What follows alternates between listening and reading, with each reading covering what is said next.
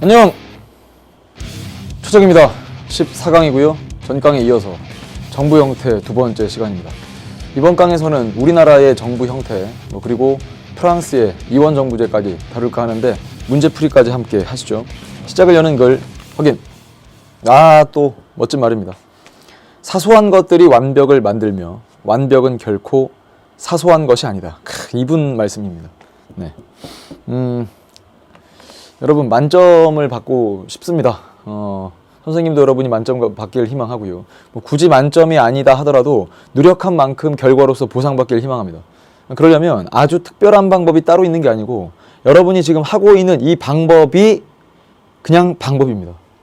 열심히 하는 거죠. 그런데 그냥 단순하게 열심히 하는 것보다는 무엇이 더 중요하고 그리고 또 어떤 방법으로 공부해 나가는 것이 효율적인가를 한번 따져볼 때예요.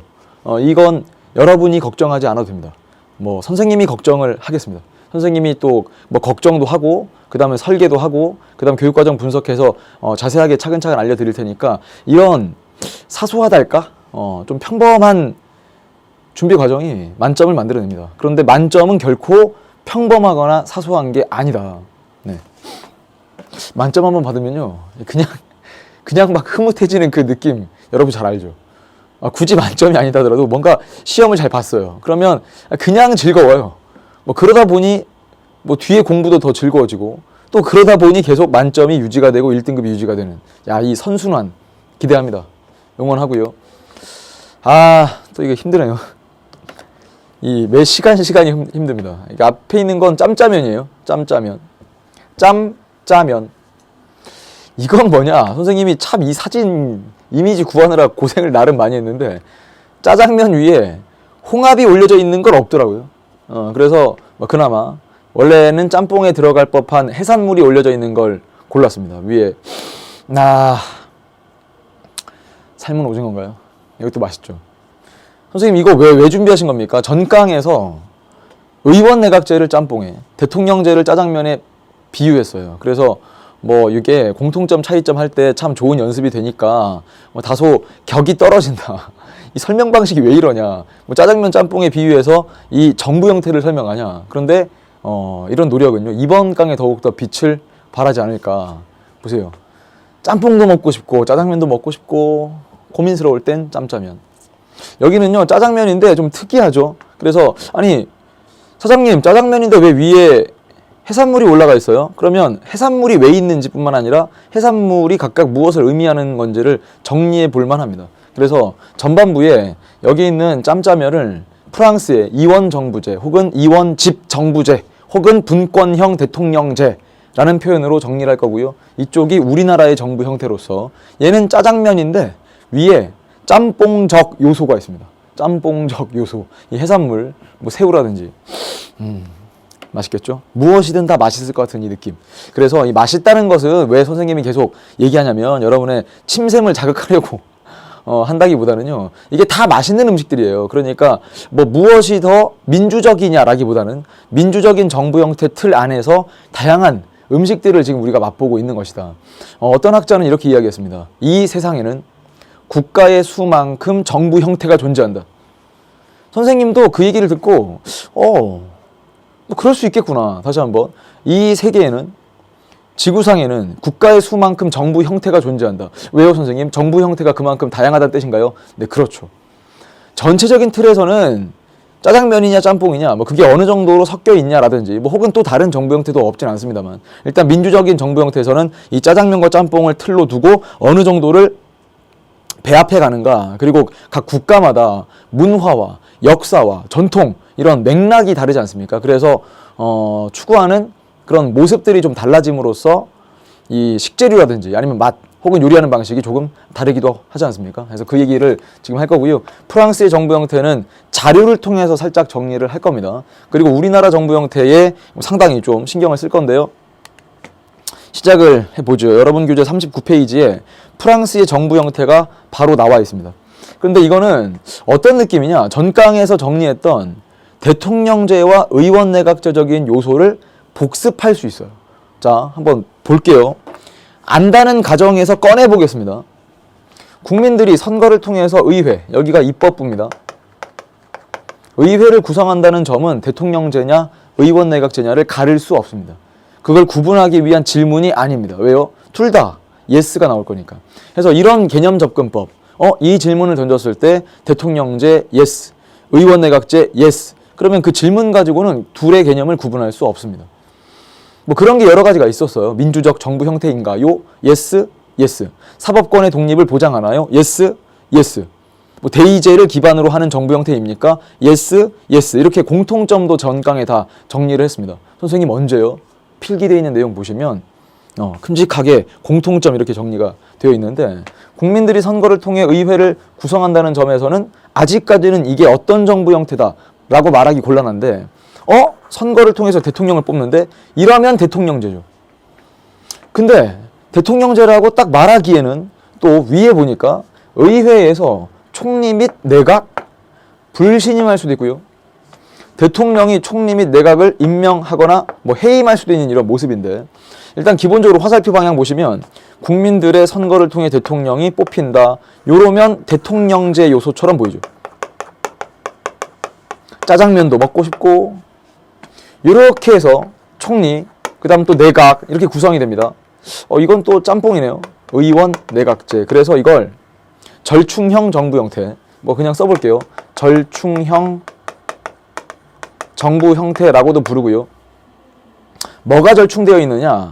대통령제와 의원 내각제, 뭐 이쪽을 내각 책임제라고 부를 때도 있습니다. 과거에 출제할 땐 그렇게 낸 적도 있는데, 대통령제와 내각 책임제 혹은 의원 내각제가 절충된 정부 형태다. 짜면 한 그릇에 뭐 짜장면, 짬뽕 뭐 반반 정도랄까? 뭐 느낌상으로는. 뿐만 아니라 이쪽은 행정부가 이원화되어 있죠. 이원화. 그래서 이걸 뭐라 부르냐? 이원 정부제. 아, 그렇구나. 그럼요, 여러분. 용어라고 하는 건 아무런 뭐 맥락도 없이 그냥 이원 정부제라고 부를까? 이러진 않았겠죠. 이원 정부제 혹은 이원 집 정부제. 이게 무슨 말일까요? 이게 뭔가 둘로 나뉘어져 있는 느낌이랄까? 한 지붕 두 가족 같은 느낌이랄까? 그래서 이원화되어 있다. 근데 또 모여 있다. 뭐가? 정부가. 그래서 이원 집 정부제, 이원 정부제 혹은 분권형 대통령제. 선생님 이런 거 왜 하는 건가요? 얘가 지금 프랑스의 정부 형태인데요. 평상시에 대통령은 국방이나 외교, 뭐 이걸 줄이면 외치라고 하고요. 이 외치에 대항하는 개념으로 총리는 내치 혹은 내정, 나라 안 밖의 살림살이죠. 안과 밖의 살림살이. 그러니까 나라 안의 살림살이는 총리가 여기 나와 있는 것처럼 내각을 중심으로 꾸려나가고, 대통령은 외치에 집중할 수 있도록 하는 정부 형태를 프랑스의 이원 정부제라고 부릅니다. 그런데 평상시라는 말이 나온 걸 보니 선생님 유사시 혹은 뭐 다른 말로 하면 위기시 뭐 이런 것도 있나요? 그렇죠. 위기시에는 강력한 대통령제로 전환하게 됩니다. 강력한 대통령제. 그래서 대통령제 전형적인 모습에선 없는 것들도 이제 보여요. 뒤에 읽다 보면 확인할 수 있습니다. 근데 또 하나 궁금해지는 건, 선생님 국민들의 선거를 통해 뽑힌 대통령이 A당 소속입니다. 국민들이 선거를 통해 의회를 구성했는데 여기 다수당이 A당이에요. 그러면 총리도 A당이겠죠. 이러면 큰 문제가 없죠, 여러분. 근데 이제 어떤 질문을 할 수 있냐면, 잠깐만, 그럼 이럴 수도 있다는 얘기인가? 선거를 통해 뽑힌 대통령은 A당인데 국민들의 선택을 받은 의회의 다수당이 B당이라서 총리가 B당이면 어쩌지? 거기까지 혹시라도 궁금증이 생겼다면 여러분은 진짜 정말 이 제도 분석에 아주 탁월한 능력을 갖고 있습니다. 그렇죠. 대통령은 A당인데 총리가 B당이라면 이것만큼 불편한 일이 또 벌어질까 싶은데, 이걸 동거정부라고 부릅니다. 동거정부. 자, 이 내용을 차근차근 해설되어 있는 것으로 분석해보죠. 전형적인 정부 형태인 대통령제와 의원내각제 이외에도 각국의 상황에 따라, 즉 아까도 말씀드렸듯이 문화와 전통과 역사 이런 등등의 맥락이라는 게 다르기 때문에 그 사회적인 시선으로 바라보면, 야, 우리는 꼭 짜장면만, 짬뽕만, 이것보다는 섞어서 절충해서 써보고자 한다.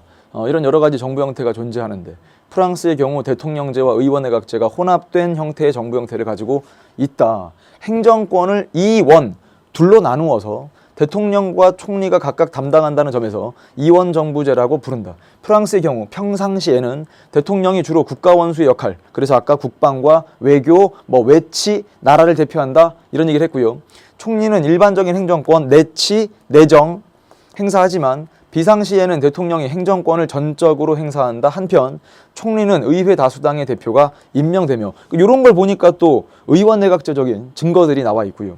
총리가 내각을 구성하고 의회는 내각 불신임권, 이런 건 전형적인 대통령제 없는 거죠. 의원 내각제적인 특징입니다. 의원 내각제 특징이 나타나기도 한다. 자, 그래서 아까 동거정부라는 말을 썼네요. 동거정부. 프랑스 말론 꼬아비따시옹. 선생님 프랑스어도 하실 줄 아시나요? 아니요. 선생님이 고등학교 때 프랑스어 했는데 기억나는 게 별로 없습니다. 네. 선생님의 은사님은 아주 열심히 가르쳐 주셨고, 그때는 그래요. 선생님 고등학교 때 생각해 보니까 프랑스 말로 이것저것 표현을 해낼 수 있는 그런 재주가 있었습니다. 근데 지금은 하나도 모릅니다. 인사말 봉주, 봉주, 봉주 흐 이런 정도랄까. 참. 여러분, 이걸 왜 말씀드리냐면 우리 인간의 두뇌는 뭔가를 저장하기 위해서 존재한다기보다는 이걸 잊기 위해서 존재하는 것 같은 느낌이 들 때가 가끔씩 있어요. 그런 증거들도 있죠. 그러니까 망각곡선 이런 것도 있지 않습니까? 망각곡선. 얼마만큼 시간이 지나면 그 머릿속이 텅, 혹은 지식이 휘발, 이럴 수도 있기 때문에 반복해 주셔야 됩니다. 여러분, 이걸 무슨 그냥 프랑스어를 하나도 기억 못하고 있다, 이걸 얘기해 드리려고 하는 게 아니라, 이게 프랑스어든 아니면 어떤 특정한 어휘력이든 아니면 용어 정리이든 개념이든 문제풀이 기술이든 복습 안 하면 금세 휘발되어 버리지 않습니까? 그래서 날아가기 전에 다시 잡아오는, 혹은 반복하면서 연습하는 걸 꼭 주문하고요. 이게 함께라는 뜻이에요. 함께. 이게 산다 이거죠. 헤비타트 이렇게 부르기도 하지 않습니까? 이제 거주지, 집 짓는 거, 이런 것들을 헤비타트 운동 이렇게 부를 때도 있는데, 꼬 아비따시용, 함께 산다 이런 뜻이에요. 그래서 동거정부라고 부르는데, 아까 말씀드렸죠. 대통령이 예를 들어서 A당인데 총리가 B당일 경우 이런 일이 벌어집니다. 이렇게. 그래서 프랑스에서는 이런 꼬아비따시옹 동거정부 형태가 매번 나타나는 게 아니고요. 나타날 수 있다라는 선지로 구성할 수 있습니다. 그래서 이 정도까지 하시면 프랑스의 정부 형태까지 끝이 났고요. 바로 뒤에 밑에 헌법에 나타난 우리나라 정부 형태 특징, 이제부터 우리나라 이야기를 본격적으로 할 텐데, 헌법을 분석하는 연습을 살짝 해보고 이걸 다시 정리해 보겠습니다. 우리나라 헌법은 어디 있을까요? 몇 차례 말씀드렸습니다. 여러분 교재 뒤에 대한민국 헌법이 붙어 있습니다. 그래서 꼭 찾아보는 연습을 해 주시고, 지금 우리 벌써 2단원이에요. 큰 2단원, 민주국가와 정부. 우리 그전에 이미 헌법의 기본 원리, 기본권 보면서 최소한 헌법 전문과 1조부터 쭉 해서 39조까지는 본 상태라고 선생님은 생각을 합니다. 39조까지는 대체로. 그래서 이번 강 잘 마무리하고 다음 강에 국가기관 정리할 때 헌법 제40조 입법권은 국회에 속한다 라는 조문부터 시작할 건데, 계속 진도가 나갈 때마다 헌법에 또 진도가 나가지 않겠습니까? 그러니까 그 전에 다시 한번 읽어주는 연습을 꼭 해주시길 바랍니다. 이게 재미가 쏠쏠해요. 참 이게 헌법 공부하는 게 이렇게 뿌듯하기도 하고 어떤 그 효능감이 느껴집니다. 야, 내가 배운 게 헌법 조문에 이렇게 나와 있구나 라는 뿌듯함과 효능감을 느끼면서 공부하기를 희망하고요. 여기 있는 표현들을 외우는 거 아니에요. 선생님 아직까지 우리 52조 안 배우지 않았어요? 네, 지금 정리할 건데요. 조문을 읽어가면서 특징적인 것들을 잡아오는 연습을 해보겠습니다. 법률안을 제출할 수 있다. 누가? 아니 원래 그건 국회의원의 혹은 국회의 역할인데 정부가 들어와 있네요. 정부. 선생님 잠깐만요. 전강에서 행정부의 법률안 제출권이라는 개념을 말씀해 주셨는데 이게 그것인가요? 네, 맞습니다. 그게 원래는 의원 내각제적인 요소인데 우리나라 헌법에도 들어와 있네요. 행정부의 법률안 제출권. 그래서 적어봄. 의원 내각제적인 요소. 얘는 새우인가? 얘는 홍합인가? 얘는 오징어인가? 왜 해산물이 들어가 있지? 이런 느낌. 법률안에 이의가 있을 때에는 대통령은 제1항의 기간 내에 이 의서를 붙여 국회로 환부가 뭐지? 환부가 되돌려 보낸다. 환부는 되돌려 보내어 제의 다시 의결해 줄 것을 요구할 수 있다. 얘는 일단 표시해 놓고서요. 어차피 다음 강 다다음 강에서 국회 파트가 나오거든요. 그 국회 파트에서 입법 절차를 정리하는데 그때 가면 아주 꼼꼼하게 다시 한번 정리를 할 겁니다. 그래서 그냥 이거를 이렇게 적어 볼게요. 법률안 거부권. 선생님 그러면 이건 전 강에 정리해 주셨던 대통령제 요소인가요? 네, 맞죠. 그러니까 대통령제 요소라서 뭐 돼지고기, 뭐 완두콩, 뭐 이런 겁니다. 짜장면에 들어가 있는. 국회는 국무총리 또는 국무위원의 해임을 대통령에게 건의할 수 있다. 이건 뭐지? 국회가 갖고 있는 국무총리 및 국무위원. 지금 수준에서는 그냥 장관이라고 읽어주셔도 괜찮습니다. 교육부 장관, 국방부 장관 등등 장관이 있잖아요. 해임을 대통령에게 건의할 수 있다. 그래 놓고서 써볼게요. 국회의 해임 건의권이라는 표현이 있습니다. 자, 이건 의원 내각제적인 요소입니다. 이게 전형적인 대통령제적인 특징이 아니고요. 영국에서 찾아볼 수 있는 근거, 의원 내각제적인 요소인데 대통령은 이런 건의를 받았다고 해서 반드시 그 국무총리나 장관을 해임시켜야 되는 건 아니거든요. 건의하는 거니까 해임을 반드시 시켜야 되는 게 아니다까지 정리하시고요. 어쨌거나 의원 내각제적인 요소. 67조 1항 대통령은 국민의 보통평등 직접 비밀선거에 의하여 선출한다. 이건 또 선거 파트에 가면요. 3단원인데 선거 파트에 들어가면 민주선거의 원칙, 혹시라도 여러분 중학교 때나 고1 때 이 민주선거의 원칙을 살짝 타이틀 정도 정리했던 기억이 있다면 네, 그게 맞습니다. 보통평등 직접 비밀선거. 들어본 것 같은데? 와, 그렇죠. 들어본 적 있어요. 여러분 참 많은 걸 알고 있어요. 막상 선생님 저 정치화법 처음 하는데요. 근데 알고 있는 게 상당히 많지 않습니까? 그렇게 여러분이 초등학교, 중학교, 고1 때까지 배운 사회 교과목적인 지식들이 상당히 많은 거예요. 그걸 차근차근 정리하는 것 뿐이니까 너무 부담스러워하지 마시고요. 여기는 이런 거죠. 국민이 선거를 통해서 대통령을 선출할 수 있다? 그러니까 굳이 그림을 그리면 이런 식이 완성될 수 있잖아요. 국민들이 선거를 통해서 의회를 구성하는 것에 머물지 아니하고 이렇게 국민들이 선거를 통해서 대통령도 뽑을 수 있다면 이게 바로 대통령제 요소구나. 그렇죠. 뭔가 계속 배웠던 게 정리가 된다는 느낌이랄까. 그러니까 의원 내각제 요소, 대통령제 요소, 의원 내각제적인 요소, 대통령제 요소, 짬뽕.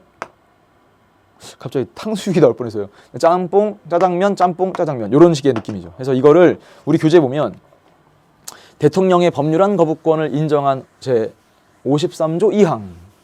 대통령을 국민이 선출하도록 한 67조 1항에서 우리나라 정부 형태가 대통령제임을 알 수 있다. 한편 정부의 법률안 제출권을 인정한 이 조문, 국무총리 제도를 두고 국회에서 국무총리 및 국무위원에 대한 해임을 건의할 수 있도록 한 이 조항은 의원 내각제적인 요소니까 처음에 보여드렸던 것처럼 그릇에 이렇게 그릇에서 짜장면이 이렇게 있는데 위에 뭐 홍합, 새우, 뭐 삶은 오징어 이런 것들을 골라내고 있는 겁니다. 자, 이젠 정리를 해볼까요? 정리. 자, 여러분 교재로는 38페이지를 그대로 두고요. 우리나라의 정부 형태의 특징을 정리해 보겠습니다. 이렇게 타이틀이 적혀 있는데요. 많은 친구들이 어디에 주목하냐. 선생님, 짜장면 위에 홍합? 그러면 홍합이 시험 문제 나오지 않을까요? 네, 그렇죠. 맞는 말입니다. 맞는 말. 근데 어떤 경우에는 꼭 홍합만 내는 게 아니고요. 당연한 이야기인데 우리나라가 갖고 있는 대통령제 특징도 골라봐라 라고 할 수 있습니다. 그래서 선생님이 전반적으로 정리해 드릴 테니까 여기다가 대통령제를 기준으로 하여 대통령제 이걸 기본으로 하여 의원 내각제적인 요소를 도입하고 있다. 이렇게 플러스 의원 내각제적인 요소 이렇게 됐죠? 그럼 여기 증거를 찾는 겁니다. 증거. 예를 들면 선생님 아까 우리 조문에서 국민들이 선거를 통해서 대통령을 뽑을 수 있다면서요. 그렇죠. 이것도 대통령제 요소죠. 뿐만 아니라 이 대통령에게 국가 원수로서의 지위와 행정부 수반으로서의 지위를 모두 부여하고 있습니다. 그러니까 이게 동일 인물이라고요. 이렇게. 이것도 대통령제 요소죠. 그 다음 행정부 수반에 임기를 보장하고 있다. 5년이죠. 우리나라는 5년 단임제니까. 그래서 얘도 대통령제 요소. 뿐만 아니라 대통령제 요소에서 아까 우리 헌법 조문을 통해서 확인했던 법률안 거부권도 충분히 도출할 수 있고요. 자, 그 다음 절대 잊어서는 안 되는 국회가 갖는 탄핵 소추권. 중요하죠. 그래서 일단 이 정도까지 쭉 벌려놓고서 증거들을 찾았어요. 1번의 증거, 뭐 2번의 증거, 3번의 증거, 4번, 5번 뭐 이런 식인데, 이거 말고도 찾으라면 더 찾을 수 있겠지만 기본적으로 이 5개를 뼈대 삼아서 이제 의원 내각제적인 요소가 무엇이 있나요? 라고 하면 1번, 얘도 아까 봤죠. 법률안을 행정부가 제출할 수 있습니다. 그래서 행정부의 법률안 제출권 조문을 통해 확인해 봤고요. 시험 문제 아주 자주 출제됐기 때문에 잘 정리해 두셔야 됩니다. 다음 두 번째, 우리나라는 의원이 강요를 겸직할 수 있습니다. 이렇게. 그러니까 국회의원으로 뽑힌 사람이 뭐 장관으로 행정부로 들어갈 때 우리가 뭐 입각한다 이런 얘기도 하는데, 장관으로 임명될 때 굳이 국회의원직을 사직할 필요가 없습니다. 그래서 이게 원래는 영국 의원 내각제적인 특징인데 우리나라에서 이게 가능합니다. 의원이 강요를 겸직할 수 있다. 다음 세 번째, 아까도 봤죠. 국무총리라는 존재가 있어요. 국무총리 제도. 선생님, 국무총리 원래 있는 것 아닌가요? 그런데 전형적인 미국식 대통령제에서는 국무총리가 있는 게 아니고 거기는 부통령이 있죠. 그래서 대통령과 부통령이 있으면 혹시라도 대통령이 그 직을 담당할 수 없는 상황에 놓이게 되면 부통령이 남은 임기를 다 채웁니다. 그런 점에서 우리나라 국무총리와 상당히 다르고요. 미국의 부통령은 대통령과 함께 선거에 나가서 러닝메이트로 이렇게 국민들의 선택을 직접 받지 않습니까? 근데 우리나라 국무총리는요, 대통령이 먼저 당선이 되고 나서 그 다음에 뭐 국무총리를 임명할 때 국회의 동의를 얻는 정도랄까? 그러니까 임명 절차도 상당히 좀 다르고요. 국무총리와 부통령의 지위도 아주 좀 다릅니다. 뭐 어찌 보면 뭐 행정부의 2인자다, 뭐 대통령 다음이다 이런 느낌은 비슷할 수 있지만 이 법적인 권한이라든지 특징이 다르거든요. 국무총리제 정리해 두시고. 그러니까 국무총리제는 영국엔 총리가 있는 것처럼 우리나라는 미국식 부통령이 있는 게 아니라 국무총리라는 이름에서부터 그러네, 뭐 어떤 기능을 살펴보니까 이거는 의원 내각제에서 그 근거를 두고 있는 것 아닌가라는 느낌이 강합니다. 그리고 아직은 구체적으로 배우지 않았지만 국무회의라는 게 있어요. 행정부 최고의 심의기관이라고 나중에 대통령 파트에서 정리를 할 겁니다. 대통령과 행정부를 모아서 한강에 정리할 건데, 그때 국무회의가 아주 자세하게 정리될 내용인데 그것도 미리 적고 가겠습니다. 다섯 번째, 이런 게 있어요. 국회 출석 발언권이라는 게 있거든요. 대통령이나 국무총리나 국무위원, 그냥 장관이라고 읽어도 좋다고 했습니다. 위원들이 국회에 출석해서 발언할 수 있습니다. 협조를 구하는 건 뭐 예를 들어서 뭐 국회 협조를 뭐 기대한다 이렇게 얘기를 하고, 해명하거나 뭔가 충분한 설명이나 입장을 표시할 것들은 또 국회에 출석해서 이야기를 할 수 있거든요. 그래서 대통령, 국무총리, 국무위원 등이 국회에 출석하여 발언할 수 있다는 점에서 의원 내각제적인 요소. 여섯 번째, 이번엔 국회가 국무총리나 국무위원, 장관들을 해임시켜 달라고 대통령에게 건의할 수 있다고 말씀드렸습니다. 해임 건의권. 자, 그래서 5번과 6번을 아주 잘 비교해 두셔야 됩니다. 이렇게. 왼쪽에 있는 건 탄핵 소추권입니다. 국회는 탄핵 소추권을 갖습니다. 탄핵 소추권이라고 하는 건 대통령뿐만 아니라 고위공직자, 나중에 배우면 법관들도 탄핵 소추의 대상이 되는데, 이런 대통령을 포함한 고위공직자들이 헌법과 법률에 위반된 행위를 했을 때 임기가 끝나기 전에 파면 시킬 수 있는 제도를 탄핵제도라고 하고요. 탄핵을 심판할 수 있는 기관은 대한민국 헌법재판소입니다. 그러면 탄핵 심판해달라고 요청하는 걸 뭐라 하냐? 탄핵 소추한다라고 부릅니다. 그러면 탄핵 소추권은 국회한테 있어요. 그러니까 국회가, 즉 입법부가 행정부를 견제하는 장치다, 이렇게 우리가 정리를 할 수 있다고 말씀드렸죠. 위에 있는 법률안 거부권은요, 행정부가 입법부를 견제하는 장치다, 이렇게 정리를 했었는데, 여기에 적혀있는 6번은요 국회가 국무총리, 국무위원을 해임시켜달라고 대통령에게 건의하는 거고요. 그 건의를 대통령은 반드시 받아들여서 해임을 시켜야만 되는 것은 아니구나까지 설명해 드렸고, 7번 가끔씩 출제가 되는데 대통령이 국회에 대해서 임시회를 소집해달라고 요구할 수 있습니다. 이렇게. 근데 이 내용도 바로 뒤에 가서 다음 강의에 정리를 할 건데 뭐 이런 느낌이에요. 그냥 미리 말씀을 드려보면 대한민국 국회는요 1년 365일 동안 매일마다 회의하는 곳은 아닙니다. 국회의 회의라고 하는 것은 어떤 기간을 정해서 회기라는 게 존재합니다. 회기. 그러니까 뭐 회기, 뭐 며칠 이렇게 쭉쭉 이어지는 회의가 진행될 때 1년에 한 번 정기적으로 하는 걸 정기회라고 부르고요. 그 다음 필요할 때마다 수시로 여는 것을 임시회라고 부릅니다. 임시회는 30일을 초과할 수 없습니다.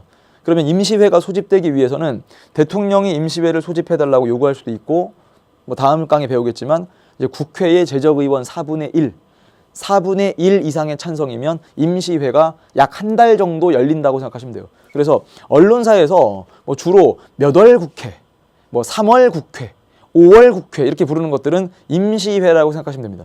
정기회는 9월 1일부터 100일을 초과하지 않는 범위 내에서 1년에 한 번 여는 걸 정기회라고 부르니까요. 그러니까 임시회를 소집해달라고 요구할 수 있는 대통령의 권한도 의원 내각제적인 요소다라고 정리하시면 이제 됐습니다. 지금부터는 여러분이 이 내용을 정리할 수 있냐 없냐만이 중요합니다. 그래서 이걸 완강 코드를 통해서 다시 한번 여러분에게 요청을 해볼 테니까 꼭 인내심 가지고 7가지를 다 정리해 주길 희망합니다. 왼쪽 것도 다 하셔야 되죠. 완강 코드입니다. 보여주세요. 띠링. 우리나라의 정부 형태 특징 중에서 의원 내각제적인 요소. 지금 이것도 일부러 선생님이 중요해서 빨간색이라기보다는 뭐 그것도 하나의 의미지만 괜히 짬뽕 국물 같은 색깔을 내보고 싶어서 빨간색으로 쓰고 있는 거예요. 선생님 이쪽은요 왜 검은색이 없나요? 검은색 분필이 없어요. 안타깝지만. 그래서 이쪽은 그냥 놔둔 것이고 선생님이 파란색으로 최대한 써보겠다라고 말씀드렸죠. 그래서 이쪽에 있는 7개를 꼭 적어보시고, 공부란 이렇습니다. 선생님과 정리한 건 7개입니다. 시험에 무엇이 나올까 모릅니다.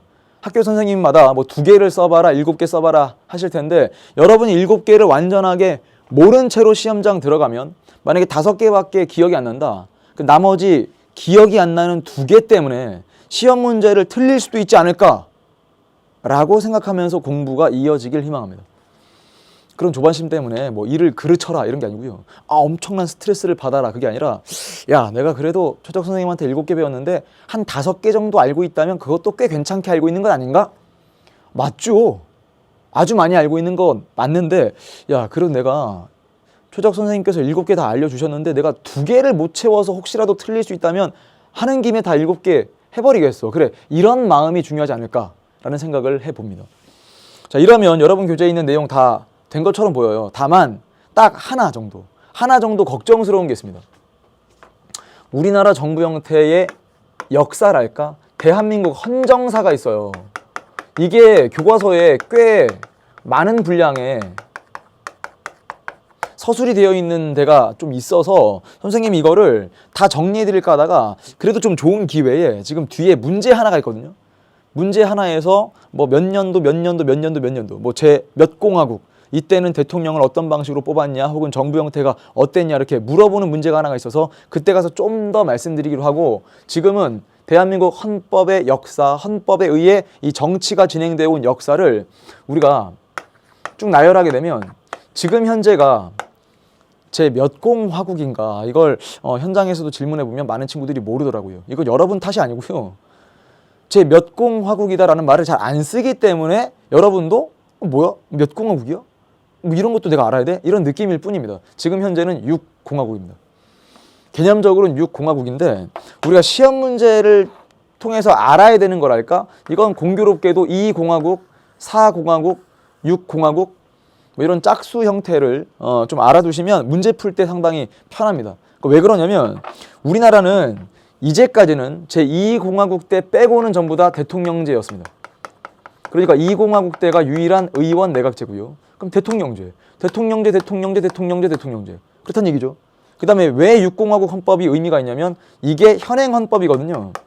지금 우리가 사용하고 있는 이 헌법이 6공화국 헌법인데 요게 대통령 직선제입니다. 5년 단임제입니다. 그래서 이런 내용들은요, 뭐 어떤 설명도 설명이지만 뭐 아주 그 흐름을 타면서 여러 가지 역사적인 사건을 드러내야만 여러분들을 이해를 시킬 수 있어요. 근데 요 내용 자체가 우리 이 정치여부에서 당장 여기서 필요한 강의인가를 좀 고민해 봤는데 그것보다는 뭐 몇 문제 출제가 안 될 내용이지만 뭐 문제를 풀 수 있는 아이디어 몇 가지만 좀 드리고 짤막하게 마무리할까 합니다. 5년 담임이 뭐예요? 죄송합니다, 여러분. 5년 단임이에요, 단임. 5년 단임제. 한 번만 담당할 수 있다는 얘기입니다. 네. 담임은 담임 선생님 할 때 쓰는. 네, 그러죠. 네.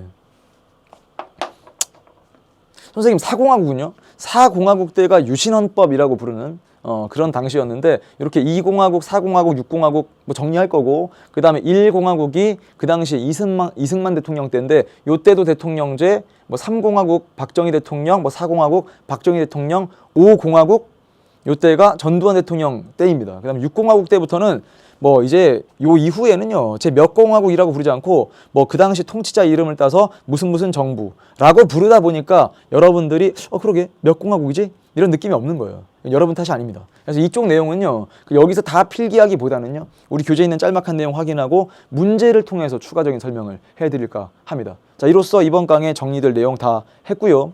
이제 문제를 차근차근 풀어보면서 몇 가지 더 심화하겠습니다. 여러분 교재에 40페이지인데요. 기본 문제 1번부터 7번까지 나와 있잖아요. 자, 1번. 전형적인 정부 형태 A, B의 구성 방식을 비교해 봄. 구분할 수 있는 질문으로 적절하지 않은 거네요. A. 의회 내 다수당이 내각을 구성하고 의회에서 선출된 총리가 행정권을 행사한다. 자, 이걸 그림으로 어떻게 그렸었냐? 여러분이 직접 그림을 몇 번만 그려보시면 이게 무슨 뜻인지를 설명해낼 수 있는 능력까지 갖추게 됩니다. 이렇게 되죠. 국민들이 선거를 통해서 의회를 구성하게 되면 의회에서 선출된 총리가 내각을 구성하면서 행정권을 행사한다. 그렇죠. 이렇게 하면 의원 내각제. 이쪽은요. 별도의 선거로 의회 의원과 대통령이 선출되고 대통령이 행정부를 구성한다. 이렇게 그렸죠. 여기까지 하면 의원 내각제고요. 대통령제라면 이렇게 해서 올라가요. 여기가 대통령이고요. 이렇게 해서 되면 대통령제 아니겠습니까? 그래서 선거를 통해서 대통령을 뽑느냐 아니면 선거를 통해 구성된 의회 다수당의 대표가 총리로 선출이 되느냐 이 차이니까 B가 대통령제. 사법부의 독립이 보장되나요? Yes, yes. 정답 1번. 선생님 둘 다 맞는 얘기인데 왜 정답이 1번이에요? 이걸론 구분할 수 없으므로. 아하, 그렇게 푸는 거구나. 행정부의 법률안 제출권 인정되나요? 인정됩니다. A에서는. 여기가 B라고 하면 여긴 인정되지 않죠. OX. 의회 의원이 강요를 겸직할 수 있나요? Yes, No. 행정부가 의회 해상권을 가지고 있나요? 행정부의 의회 해상권 Yes, 아니요. 의회가 행정부 불신임권을 가지고 있나요? Yes, No. 그러니까 사실상 2번부터 4번까지는 전부 다 의원 내각제적인 특징을 이야기하고 있네요. 문제를 얼마든지 더 구성할 수 있어요. 선지를 6번, 7번, 8번, 9번. 뭐 예를 들면 행정부의 법률안 제출권이 있습니까? 이러면 아니요. 예. 의회의 탄핵소추권이 인정되나요? 아니요. 예. 행정부 수반의 임기가 보장되나요? 아니요. 예. 그렇죠. 이렇게 만드는 거예요. 그래서 전강에 필기된 내용을 잘 보시면 무언가가 O, X, X, O 혹은 뭐 의원 내각제에서 행정부가 의회를 견제할 때 쓰는 말은 무엇일까요? 이렇게 하나하나씩 따박따박 적혀 있거든요. 꼭 복습을 해 보시길 바랍니다. 다음 2번 문제. 서로 다른 전형적인 정부 형태를 가진 갑국과 외국에 대한 옳은 설명. 갑국은 의회 의원 선거 결과 과반수 의석을 가진 정당이 없어서 열린내각. 이게 전강 끝에서 선생님이 이렇게 말씀드렸던 거예요. 정부 형태 분석법. 뭔가 거창하지 않나. 근데 이거는 거창하다고 생각할 수도 있는데 하나의 논리 구조를 만드는 거라서 대통령제가 있다, 뭐 의원 내각제가 있다, 대통령제 안에서도 과반의 의석을 차지한 정당이 존재하는가 이렇게 물어본 거예요. 뭐 예스, 뭐 아니요. 뭐 의원내각제에서 또 예스, 아니요. 그때 의원내각제에서 과반의 의석 차지한 정당이 있으면 그 정당이 단독으로 내각을 수립하고 없으면 연립해서 내각을 수립한다. 그러네. 그래서 요걸 가지고 갑국은 의원내각제 이렇게 고르시면 됩니다. 결국은 행정부 수반으로부터 강요 후보로 지명된 의회 의원이 즉 장관으로 지명됐는데 이제 사퇴하고 있어요. 사퇴한 뒤에 강요가 되었다는 건 겸직 가능하지 않구나 이런 뜻입니다. 이렇게. 그러니까 이쪽이 대통령제 가보죠. 기억. 각국의 행정부 수반은 법률안 거부권. 이건 대통령제 요소입니다. 각국의 의회는 내각 불신임권을 행사할 수 있다. 이건 의원 내각제적인 요소 맞지요. 디귿. 행정부 수반은 의회에서 선출되는 건 의원 내각제적인 특징이고요. 의회는 행정부 수반에 대해 탄핵소추권을 행사할 수 있는 거 대통령제 요소니까 정답은 니은과 리을 4번입니다. 알면 마치고 모르면 이렇게 어려운 얘기가 있을까 싶을 정도로 잘 독해가 안 될 거예요. 다시 한번. 공부를 하는 이유는 지식의 범위를 넓힌다. 시험을 잘 본다. 뭐 이런 것도 있지만 더 많은 걸 볼 수 있는 거예요. 더 많은 게 들리기도 하고요. 지금 공부가 하나도 안 된 누군가가 이 문제를 풀겠다고 덤비는 순간 이건 비록 한글로 쓰여 있지만 외계어랑 똑같이 느껴질 수도 있습니다. 뭐 존재하는지 마는지 모르겠지만 화성인이 와가지고 막 그들의 말로 막 얘기하니까 무슨 말인지 하나도 모르겠는 거랑 다를 바가 없습니다. 근데 한국말로 쓰여 있기 때문에 우리가 읽을 수밖에 없는 겁니다. 읽을 수는 있는데 무슨 뜻인지를 모른다 그러면 이제 알았을 때는 뭔가 아주 기계적으로 문제가 풀리지 않을까. 기계적으로. 얘는 뭐 틀렸어. 맞는 말이네. 틀렸네. 맞는 말이네. 이 정도까지 실력을 갖추길 희망하고요. 얘는 지금 당장 좀 버거울 수는 있지만 반복하면 금방 돼요. 3번 문제도 마찬가지인 게 가에 들어갈 내용을 써보래요. 뭐 쓰는 거 두렵습니까? 과감하게 해보면 되죠. 전형적인 정부 형태 중 하나를 채택하고 있는 갑국은 의회 다수당의 대표가 행정부 수반이 되고 의원들이 강요를 겸직하는 경우가 많다. 그러니까 얘가 의원 내각제라는 특징을 충분히 알 수 있고요. 이러한 정부 구성 원리로 인해 각국에서는 의회와 정부가 긴밀하게 협조. 그래서 대통령제는 엄격한 권력 분립, 그리고 의원 내각제는 공조, 협력, 공조와 협력. 뭐 다른 말로 하면 뭐 협조라고 말할 수도 있죠. 그런 장점이 있지만 어떤 단점이 있을까? 그러게. 의회 다수당에서 총리가 선출이 돼서 행정부까지 구성이 되면 그 밥에 그 나물, 그 나물에 그 밥. 그 밥에 그 나물, 그 나물에 그 밥. 이거는 무슨 뭐 어떤 그 비하하는 표현이 아니고요. 끼리끼리란 뜻이에요. 무슨 말이냐? 예를 들어 의회가 A당에 의해서 지금 장악이 돼 있는 상태입니다. A당이 과반이니까. 그러면 A당 의회랑 A당 행정부예요. 이게 쿵짝이 맞아요. 쿵 하면 짝, 쿵짝, 쿵짝. 트롯 부르는 것도 아니고 쿵짝. 이게 쿵짝이 잘 맞죠. 법률안 제출합니다.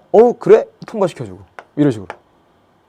여기에 의원, 의회의 의원이 또 여기에 내각에 강요로 들어가 있기도 하고 상당히 긴밀하게 협조할 수 있지 않습니까? 그러면 이건 좋게 말해서 그런 거고요.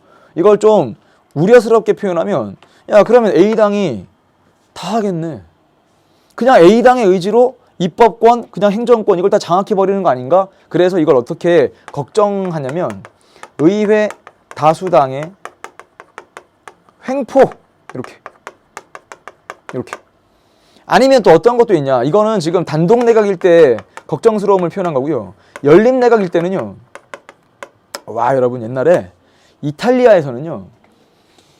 7개 정당이 연립해서 하나의 내각을 구성한 적도 있어요. 7개 정당.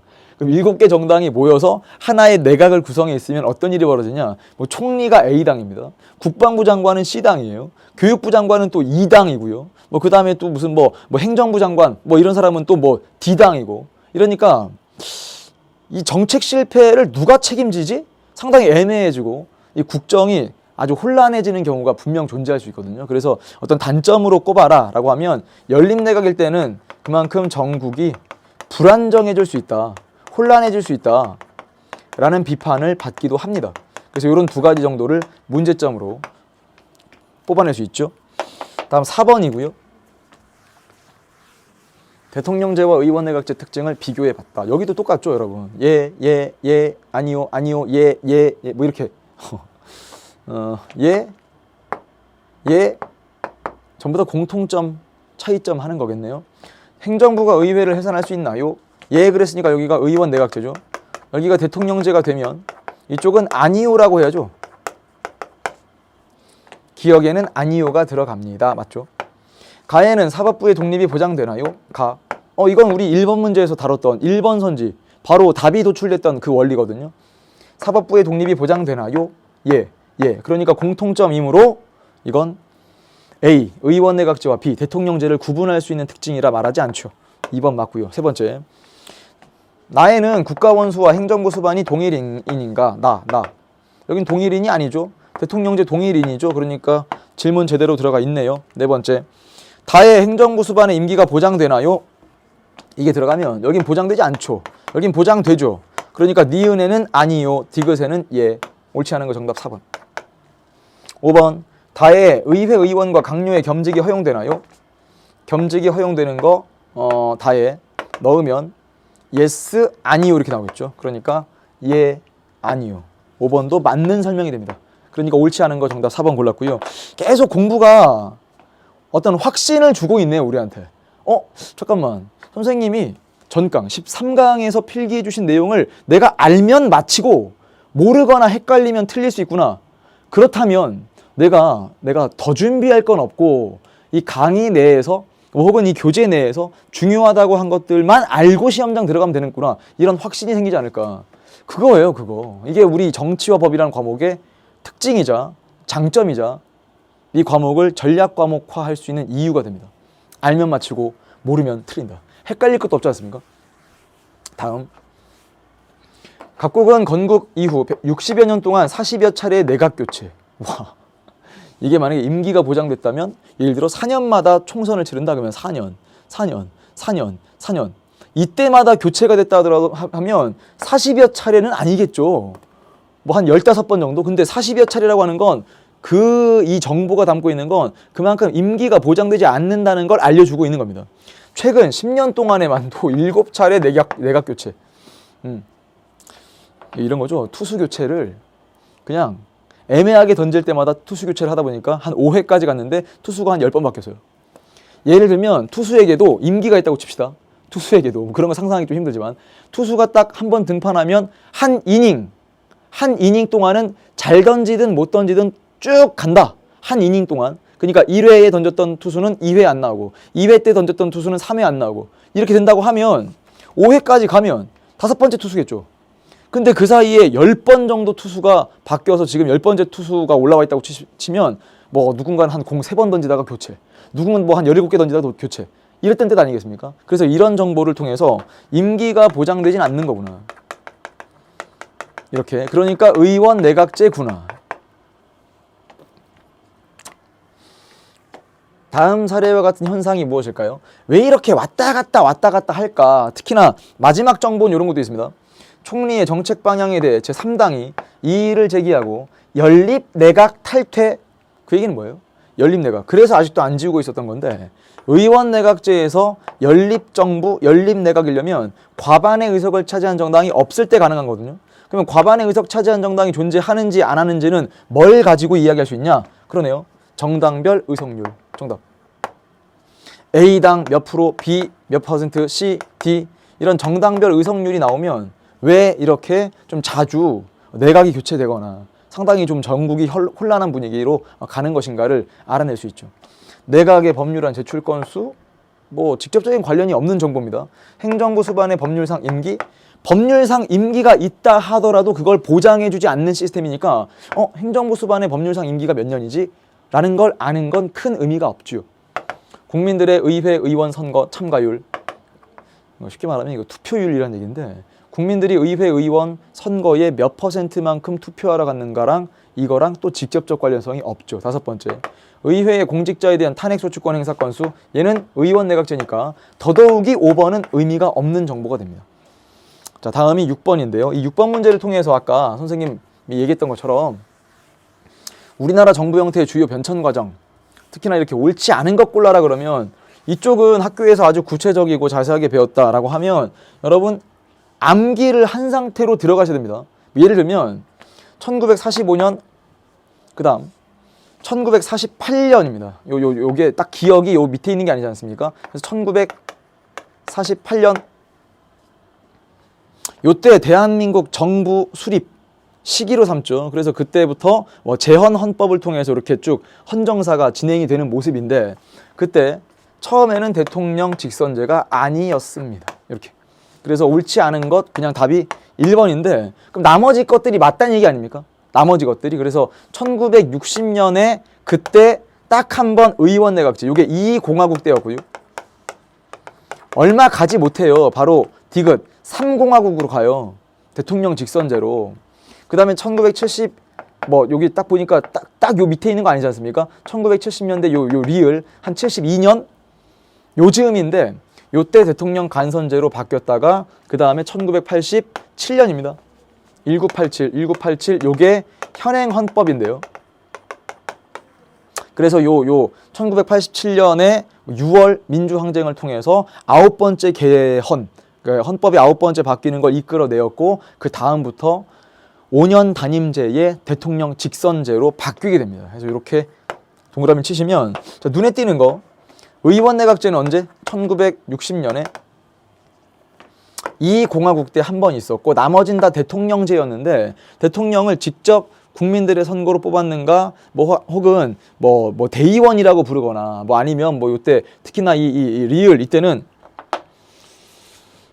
대통령 간선제로 이제 바뀌었었는데요. 그래서 그런 모습들을 학교에서 아주 구체적으로 들으면서 특히나 어떤 사건들 중심으로 막 듣기 시작하면, 예를 들어서 1960년에 4.19라든지, 아니면 쭉 가서 1970년대 가서 유신헌법이라든지, 1980년에 5.18, 혹은 1987년에 6월 민주항쟁, 이런 사건들 중심으로 다 꼼꼼하게 배운 친구들이 있다면 이거 다 챙겨 두셔야 됩니다. 그래서 거기에 대한 우리 교재에서의 보충이랄까? 그게 어디 있냐면 38페이지 오른쪽 살짝 보시면 아주 자세하게 나와 있진 않은데, 우리나라 정부 형태의 변천, 우리나라의 정부 형태는 대통령제 1공화국입니다. 그 다음에 의원 내각제 2공화국, 요거 하나 쓰여 있고요. 그 다음에 대통령제 3공화국 때부터 현재 순으로 변화하였다. 그러니까 요거 하나는 반드시 기억하시고, 나머지는 대통령제긴 한데 직접 선거로 뽑았나? 아니면 간접 선출했나? 이렇게 정리를 하면서 넘어가시면 충분하고요. 마지막 문제는 7번입니다. 얘는 이번 강 완강 코드예요, 여러분. 그러니까 추가적인 설명이 필요한 게 아니고요. 쭉 읽어보시면, 일반적으로 전형적인 정부 형태 A와 B 두 가지 중 한 가지를 채택하거나 둘을 적절하게 혼합하여 사용하고 있는데, 우리나라는 A를 중심으로, 이게 대통령제죠. 대통령제 중심으로 하면서도 의원 내각제적인 요소를 역시 채택하고 있다. 그러니까 얘는 의원 내각제적인 요소를 적어보라고 하는 문제니까 이번 강 완강 코드로서 적으면 돼요? 의원이 강요를 겸직할 수 있다. 행정부의 법률 현재 주권이 인정된다. 국무총리 제도가 존재한다. 아직 자세하게 안 배웠지만 국무회의, 혹은 국회의 해임 건의권, 아니면 국회 출석 발언권, 대통령의 임시회 소집 요구권 등등으로 다 적어주시면 됩니다. 그런데 두 가지. 선생님 뭐예요? 두 가지만 쓰면 되는 거잖아요. 그렇죠. 두 가지를 쓰되, 이 문제를 맞힐 때는 두 가지지만 여러분이 써보는 거 이걸 핑계 삼아 다 써보면 되지 않겠습니까? 그래서 7개를 다 적어보길 희망하면서 완강 코드로서 제시했습니다. 자, 이렇게 이번 강 여러분 교재에 41페이지 문제까지 풀었는데요. 자, 다음 강부터는 국가기관에 대한 접근을 할 겁니다. 우리나라의 국가기관. 야, 이거 재밌겠죠? 이걸 제대로 딱 이해하면 신문에서 나오는 이야기들이 그냥 후악! 엄청나게 효능감이 높지 않을까 싶습니다. 긴 시간 고생 많았고요. 다음 15강에서 또 웃는 얼굴로 만나죠. 최적이었습니다. 안녕!